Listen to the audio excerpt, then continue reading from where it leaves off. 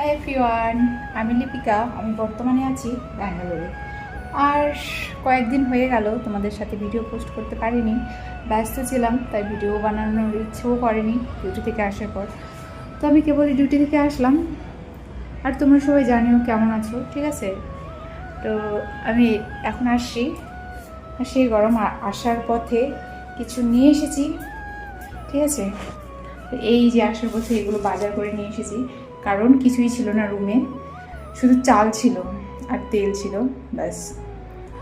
আর সকালবেলা ওদের কাছ থেকে কিছু কিছু সবজি নিয়ে রান্না করে নিয়ে গেছিলাম ডিউটিতে, তাই আসার পথে বাজার করে নিয়ে আসলাম, ঠিক আছে? আর এতটা গরম, এতটা হেঁটে যেতে বিরক্ত লাগে আসতে, আর তার মধ্যে যাওয়ার সময় ঠিক আছে, আসার সময় এই যে সিঁড়ি থেকে উঠতে আমার না মনে হয় জান বেরিয়ে যায়, আর ইচ্ছে করে না। তো আমি এখন আসলাম, এখন ফ্রেশ হব, ফ্রেশ ট্রেশ হয়ে রান্না করে খেতে হবে সেই, ঠিক আছে?